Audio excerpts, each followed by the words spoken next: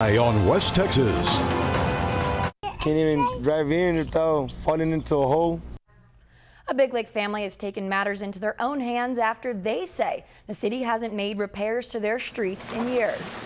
Yesterday, the Ray family spent the day filling in potholes on south side of town, which they feel has been neglected for far too long. CBS 7's Deanne Lopez drove up to Big Lake earlier today to see for herself how bad the problem is and ended up speaking with the family and a member from the city council on the issue. Deanne. The Reyes family purchased this caliche rock mixture yesterday to fill in the trench-sized potholes that you see right here that's located right outside of their house. Now they're asking city officials to once and for all fix this issue.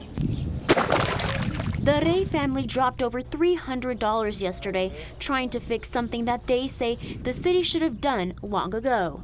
I don't think it's money issues from the town, so I don't see why they're putting our streets aside. We are taxpayers, and I think we deserve our streets to be fixed. I saw a guy had a car damage here. Not too long ago, his tire blew out, and his axle broke and everything. In hopes of bringing this problem to light, Dora posted these pictures to Facebook of her family working on the potholes, and it worked. City Councilwoman Deanna Thompson caught wind of the post and wants residents to know that the issue is being addressed. They're horrible. There are hardly any streets left, and we funded a project starting last year in 2014. We got the money to do the paving. It includes several streets on the south side. Thompson says they have a little over $5 million to work with, but the recent harsh weather conditions have caused several delays. But assures residents it will begin shortly and will include both Plaza and California Street, where the Reyes families reside. With your eye on Big Lake, Deanne Lopez, CBS 7 News. Deanne, thanks so much. Councilwoman Thompson also wants residents to know that they can come by City Hall anytime during the week to take a look at the map that they have that outlines the streets that will be receiving repairs. She also says that everyone should attend their city council meetings to address any concerns they may have. Their next meeting is actually this Tuesday at 6 p.m. Cyberbullying has caught the attention of the Upton County Sheriff's Office, though it's not a big problem in the county. The sheriff tells CBS 7's Tatum Gwynn that they'd rather be proactive than reactive.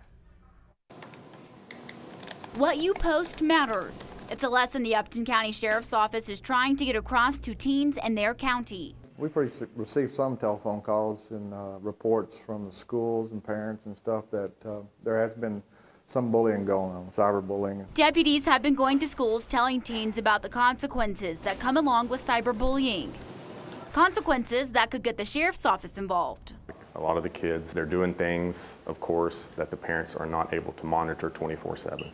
You have to be responsible with things that can't be monitored. And showing what you post isn't always private. I did post a picture on our Facebook page just so we could show the kids how many times it could be shared, and we shared it for about 3 days and we got 53,000 shares. Sheriff Brown says they hope their presentations will deter bullying and encourage students to use social media wisely. To be responsible about your actions and what you're doing, and to take up for people that they are being bullied.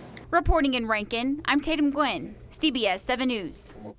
Tatum, thanks so much. West Texas had some beautiful weather this weekend, but that may not be the case for your work week. Weather Director Craig Stewart joins us now in the Pinpoint Weather Center to explain. Hi, Craig. Sir, tell you what, yeah, we have seen sunny skies throughout the day. That will not be the case tomorrow, but starting out the day, really not too bad. Early morning lows are going to be above seasonal. We're going to look for it right around 63, 64 for the Odessa Midland area. Big Spring at about 62, Garden City, St. Lawrence, Midkiff. You get to Big Lake, Rankin, Crane, McCamey, look for the mid-60s.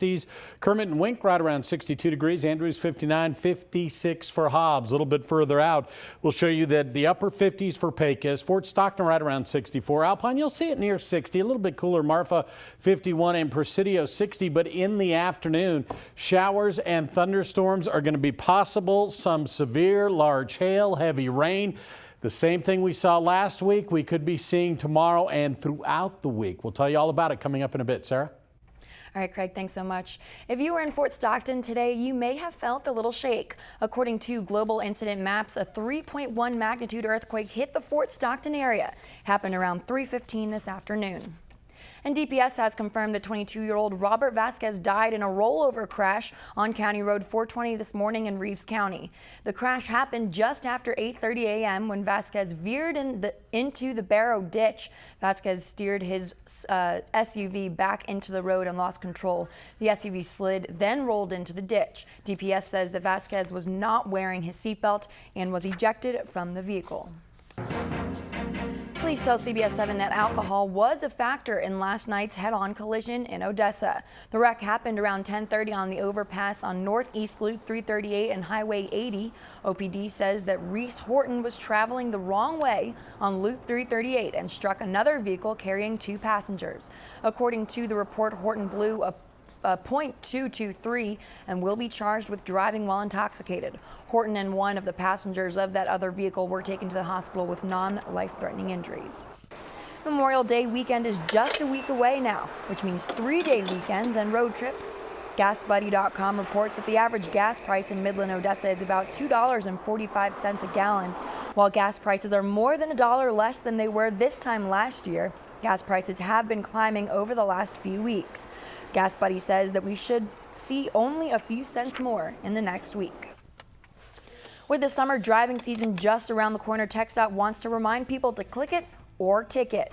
Starting tomorrow, law enforcement will be looking to ticket anyone who is not wearing a seatbelt. In Texas, all passengers must wear a seatbelt or face a fine up to $200 plus court costs. Every week, CBS 7 News and Southwest 66 Credit Union recognize one person from our community in our segment called Hometown Heroes. Last month, we told you about a puppy that was thrown into oncoming traffic and slammed into car windows. The dog's owner has since been thrown in jail, and the puppy has a new owner, one of the officers who rescued her. CBS 7's Tatum Gwynn caught up with the pair and brings you this week's Hometown Hero. Tatum. Already. You could say the Midland Police Department now has a personal greeter on staff. She really does like being around people. Marley has spent a lot of time at the PD in the last month. This is where police brought her after they rescued her from an abusive owner. She basically just kind of curled up down here at the desk and laid underneath here. It's also where Lieutenant Rako adopted her. I just didn't want to see her get put down if it came down to that. And where she now spends a lot of time. Everybody comes in or she's going to greet them and follow them down the hallway. Lieutenant Rako says looking at Marley now, you would never guess she had a hard start to life. Her previous owner literally threw her into traffic over and over again, even slamming her into car windows before he was arrested. There's been a definite change, and that's all a lot of animals need is they just need that chance. She's a good survivor. She's came through a hard thing. Reporting in Midland, I'm Tatum Gwynn, CBS 7 News. A great ending to that story. Do you know someone who deserves recognition for impacting their community in a positive way? Then let us know. CBS 7 News and Southwest 66 Credit Union want to recognize our hometown heroes. Just send your nominations to news@cbs7.com, then tune in to CBS 7 News at 10 on Sundays as we highlight our hometown heroes. 9 people are dead and several were injured after a fight between rival motorcycle gangs this afternoon. According to KWTX, it happened at a Twin Peaks restaurant in Waco.